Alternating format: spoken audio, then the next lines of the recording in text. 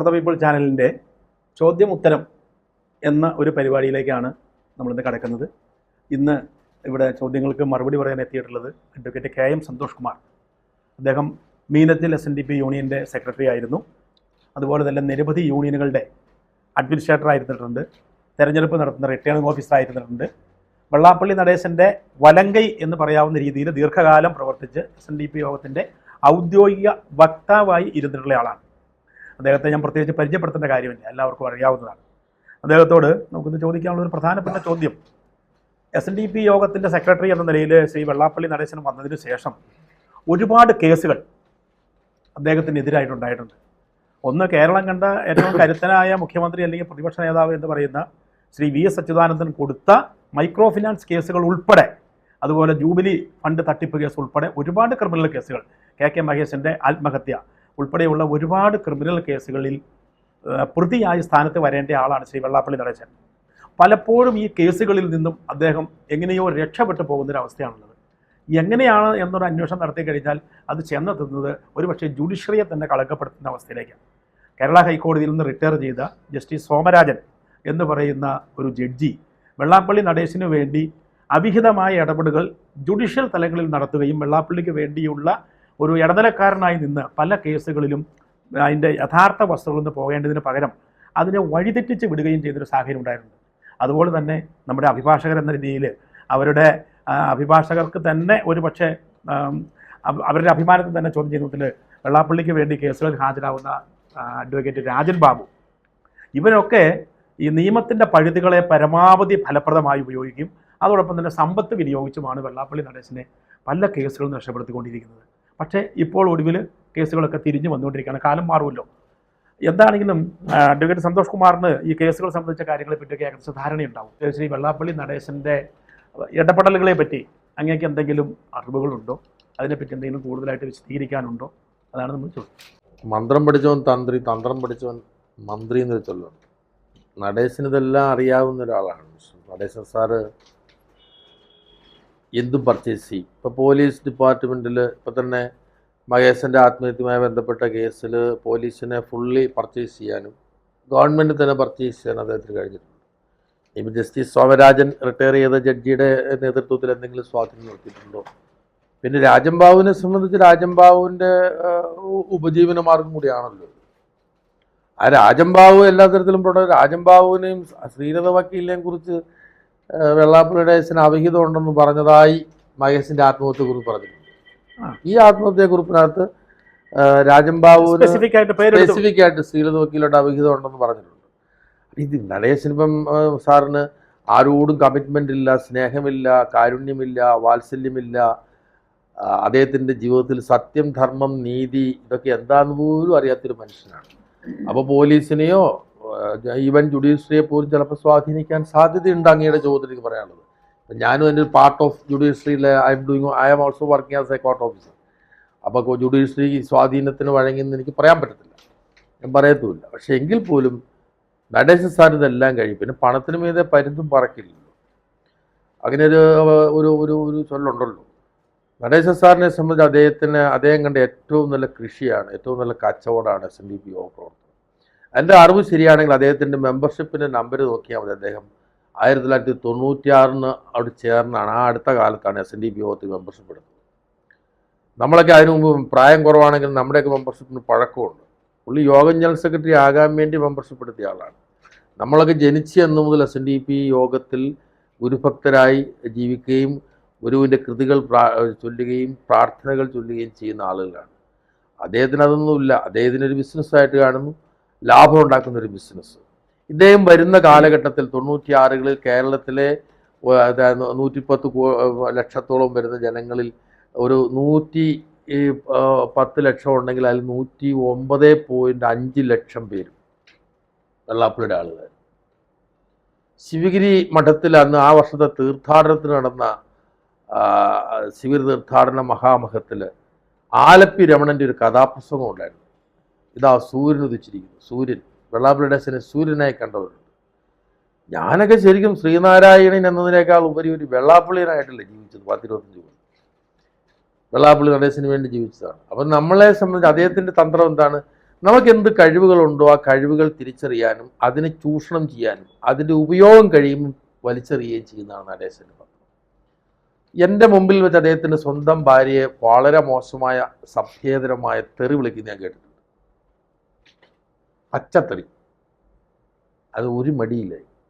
മറ്റാരെങ്കിലും കേൾക്കുന്നു? മഹേശന്റെ ആത്മഹത്യാക്കുറിപ്പിൽ സ്വന്തം മകനെക്കുറിച്ച് മോശമായ കാര്യം ശിവഗിരി മഠത്തിന്റെ ഗസ്റ്റ് ഹൗസിലിരുന്ന് മഹേശനോട് പറഞ്ഞാൽ എഴുതി വെച്ചിട്ടുണ്ട്. മകന് ഇറ്റലിക്കാരത്തിയായിട്ട് അവിഹിത ബന്ധമുണ്ടെന്നും അങ്ങനെ ഇറ്റലിക്കാരത്തിയുമായി ബാംഗ്ലൂരിൽ വന്ന് താമസിച്ച അതിനുവേണ്ടി ഉപയോഗിക്കുന്ന ആ അവയവം തേഞ്ഞു പോയെന്ന് വരെ മഹേശനോട് പറഞ്ഞതായിട്ട് ഈ ആത്മഹത്യാക്കുറിപ്പിൽ എഴുതി വെച്ചിട്ടുണ്ട് മഹേശൻ.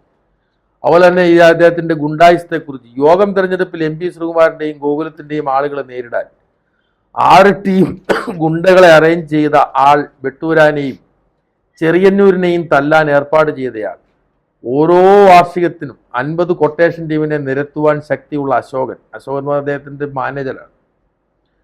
അടൂരും ചങ്ങന്നൂരും മാവേലിക്കരയും ഒക്കെ ആളെ അറേഞ്ച് ചെയ്യുന്ന അശോകൻ എൻ്റെ ശത്രുസ്ഥാനത്ത് നിൽക്കുമ്പോൾ എന്നെ വകവരുത്താൻ എളുപ്പം അതും ഞാൻ പ്രതീക്ഷിക്കുന്നു. അപ്പം മഹേശൻ ഒരു കൊലപാതകത്തിനിരയാകുമെന്ന് മഹേശൻ ഭയപ്പെട്ടതായി ആത്മഹത്യാക്കുറിപ്പ് എഴുതി വെച്ചു. അപ്പോൾ വലിയ ദുരൂഹതകളാണ്. അപ്പം ശരിക്കും ഇന്ത്യ രാജ്യത്തിൻ്റെ സുരക്ഷയെ ബാധിക്കുന്ന തരത്തിൽ പോലുമുള്ള പ്രവർത്തികളാണ് വെള്ളാപ്പള്ളി സാറിൻ്റെ ഭാഗത്തുനിന്നുണ്ടായിട്ടുള്ളത്. അതുകൊണ്ട് എനിക്ക് പറയാനുള്ള അദ്ദേഹം സ്വരം നന്നായിരിക്കുമ്പോഴേ പാട്ട് നിർത്തിപ്പോവുക, പെട്ടെന്ന് ഇത് കീഴടങ്ങി വിട്ടുപോകുന്നതായിരിക്കും നല്ലത്. അല്ലെങ്കിൽ ഈ ടോണങ്ങ് മാറും. ഇപ്പം തന്നെ വളരെ ദുർബലനായിപ്പോയി അദ്ദേഹം. ദുർബലനായ അദ്ദേഹം ഇന്ന് അദ്ദേഹത്തിനോട് ആരുമില്ല. ഈ കൂലിക്ക് നടക്കുന്ന കുറേ ആളുകൾ മാത്രമേ ഉള്ളൂ. ഇന്ന് സ്റ്റഫുള്ള ഒറ്റ ഒരുത്തൻ വെള്ളാപ്പള്ളി നടേശൻ്റെ കൂടി. വെള്ളാപ്പള്ളി നടേശൻ്റെ കൗൺസിലിരിക്കുന്ന ഒരുത്തൻ സ്വന്തമായി ചിന്തിക്കാൻ ശേഷിയുള്ള, സ്വന്തമായി പ്രാപ്തിയുള്ള ശേഷിയുള്ള ഒറ്റ ഒരുത്തൻ്റെ പേര് അങ്ങേക്ക് കാണിച്ചു തരാം. ഒരു ചോദ്യം ചോദിച്ചോട്ടെ കേട്ടോ. SNDP യോഗം കൗൺസിലിൽ ഇപ്പോൾ ഉള്ളവരിൽ എത്ര പേർക്ക് ദൈവദശകം കാണാതെ ചൊല്ലാൻ കഴിയും? മൻമോഹന് മാത്രം അറിയാമായിരിക്കും. ആർക്ക്? PT മൻമോഹൻ മാത്രം വേണം ചെല്ലും. വേറെ ആരുമില്ല. വേറെ ഒറ്റ ഒരുത്തും ചെല്ലുമെന്ന് എനിക്ക് പ്രതീക്ഷിച്ചു. വെള്ളാപ്പള്ളിയോ? ഇപ്പോൾ തന്നെ ഇരിക്കുന്ന കൗൺസിലിരിക്കുന്ന എബിൻ അമ്പാടി ഞാൻ ഇന്നും ഓർക്കുക, ഒരു നോമിനേഷൻ പൂരിപ്പിക്കാൻ പോലും അറിയാത്ത ആളാണ്. കാരണം അന്ന് അദ്ദേഹത്തിൻ്റെ മത്സരത്തിൽ റിട്ടേണിംഗ് ഓഫീസറായിരുന്നു. അദ്ദേഹത്തിന് ഞാൻ സത്യസന്ധത പറയുകയാണ്, ഞാൻ റിട്ടേണിംഗ് ഓഫീസറായിരുന്നു. അദ്ദേഹത്തിന് അത് നോമിനേഷൻ പൂരിപ്പിക്കാൻ പോലും അറിയത്തില്ല. അപ്പം ഞാൻ സ്കൂട്ടർ തുടങ്ങുന്നതിന് മുമ്പ് എന്നെ വിളിക്കുക, അവിടുത്തെ ഒരാൾ വിളിച്ചിട്ട് പറഞ്ഞു ആ നോമിനേഷൻ തിരിച്ച് ശരിയാക്കി തരണമെന്ന് പറഞ്ഞു. ഞാൻ പിന്നെ കൊടുത്തു. കാരണം വെള്ളാപ്പള്ളി നടേശൻ പറഞ്ഞിട്ടല്ല അവിടെ നമ്മൾ ചെന്നിരിക്കുന്നത്. ഞാൻ പറഞ്ഞ അത്രയുള്ള ശേഷിയുള്ളവരാണ് എബിൻ അമ്പാടി. കാരണം കുഞ്ഞു പിള്ളേരല്ലേ, വല്ല വിവരമുള്ളവരുണ്ടോ? പച്ചയിൽ സന്ദീപ്, അതൊക്കെ എന്ത് സംഘടനാ പാരമ്പര്യം. പിന്നെ ഇവിടെ ബേബി റാമുണ്ട്. പിന്നെ ആരാ? എനിക്ക് അവക്കാർ ഇത് ആരുടെയും പേര് പോലും അറിയത്തില്ല. ഷീബ ടീച്ചർ. ഇതൊക്കെ എവിടെ നിന്ന് വന്നോന്ന് അറിയത്തില്ല. ഇതിലേക്ക് ഞാൻ പറഞ്ഞില്ല, നിലവാര തകർച്ചയാണ്. പാണ്ഡ്യ SNDP യോഗത്തിന്റെ കൗൺസിലർ വരുന്നു പറഞ്ഞോണ്ടോ? സംസ്ഥാന മന്ത്രിസഭ പോലെയായിരുന്നു അല്ലേ? സംസ്ഥാന മന്ത്രി ഒരു മന്ത്രി വരുന്ന പോലെയാണ് യോഗം കൗൺസിലർ. ഇന്ന് ആർക്ക് വേണം? അണ്ട് ഒരു പാർട്ടിയുണ്ട്, CK ഒരു ബാബു, നമ്മുടെ കരുത്തുരുത്തി യൂണിയനിൽ. പുള്ളി കൗൺസിലറുമാണ്, സെക്രട്ടറിയാണ്. പുള്ളിയൊക്കെ എന്താ എനിക്കറിയത്തില്ല. ഞാനൊക്കെ ഇതിനകത്ത് SNDP യോഗത്തിന്റെ ഭാരവാഹികളുടെ കഴിവെടുത്തിട്ട് ഇവരതൊക്കെ അറിയത്ത് പോലുമില്ല. അതായത് ഇങ്ങനെ മാറ്റിക്കൊണ്ടിരിക്കും. ഇങ്ങനെ ആളുകൾ ഇങ്ങനെ മാറ്റിക്കൊണ്ടിരിക്കും. 6 വർഷം 5 വർഷത്തുക്കുള്ളിൽ ഇരുത്തത്തില്ല. അതാണ് വെള്ളാപ്പള്ളി സാറിൻ്റെ പരിപാടി. താങ്കൾ 96 മുതൽ 2026 വരെയുള്ള കണക്കൊന്ന് പരിശോധിച്ച് ഭാരവാഹികളുടെ എത്ര പേരെ അദ്ദേഹം നശിപ്പിച്ചു കളഞ്ഞു, എത്ര പേര് തീർത്തു കളഞ്ഞു. താങ്കൾ യൂണിയൻ സെക്രട്ടറിയാണ്, താങ്കൾ തെരഞ്ഞെടുപ്പിട്ട് വന്ന ആളല്ലേ. അങ്ങനെ എല്ലാവരും അങ്ങനെയാണ്. അങ്ങനെയോ കേരളത്തിലെ പാറശാല മുതൽ അങ്ങ് കാസർഗോഡ് വരെയുള്ള യൂണിയൻ പരിശോധിക്കും, എല്ലാവരെയും നശിപ്പിക്കും പുള്ളി. ഒരു പ്രധാന ചോദ്യം കൂടെ ചോദിക്കട്ടെ. ഈ സമുദായത്തിനൊന്നും കിട്ടിയില്ല, ഈ സമുദായം അവഗണിക്കപ്പെടുകയാണ്, ഈ സമുദായത്തിൽ MLA-മാരില്ല, മന്ത്രിമാരില്ല എന്നെല്ലാമാണ് വെള്ളാപ്പള്ളി ഇപ്പോൾ വിലപിക്കുന്നത്. ഈ കഴിഞ്ഞ 30 വർഷമായി വെള്ളാപ്പള്ളി നടന്ന SNDP യോഗത്തിൻ്റെ സെക്രട്ടറി ആയിരിക്കുന്നു.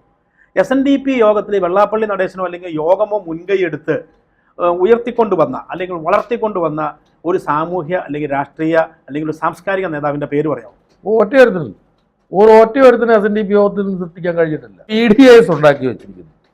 ഇയാൾ പറയുന്നത് നമുക്കിപ്പോൾ രാഷ്ട്രീയ അധികാരം കിട്ടും, നമുക്ക് സ്വന്തമായ മന്ത്രിയും സ്വന്തമായ MLA-മാരും സൃഷ്ടിച്ച് we are going to rule the state എന്നാണല്ലോ പറഞ്ഞിരുന്നത്. അങ്ങനെ ഭരിക്കാൻ വേണ്ടി രാഷ്ട്രീയ പാർട്ടി ഉണ്ടാക്കിയിട്ട് ഇന്നൊരു ഓട്ടോറിക്ഷ കയറ്റാനുള്ള ആൾ വെള്ളാപ്പള്ളി നടേശൻ്റെ പാർട്ടിക്കകത്തുണ്ട്. എന്താ കാരണം? സ്റ്റാഫുള്ളവനെ മുഴുവൻ. അതിനുശേഷം വെള്ളാപ്പള്ളി നടേശൻ ചാനൽ ചർച്ചയിൽ ആരെയും പങ്കെടുപ്പിച്ചിട്ടുണ്ട്. SNDP യോഗത്തിന്റെ വക്താവായിരുന്ന കാലഘട്ടത്തിൽ ഞാൻ ചാനൽ ചർച്ചയിൽ പങ്കെടുത്തിട്ടുണ്ട്. BDS ഉണ്ടായതിനു ശേഷം പിന്നെ ഇന്ന് വരെ ചർച്ചയില്ല. എന്നാ കാരണം?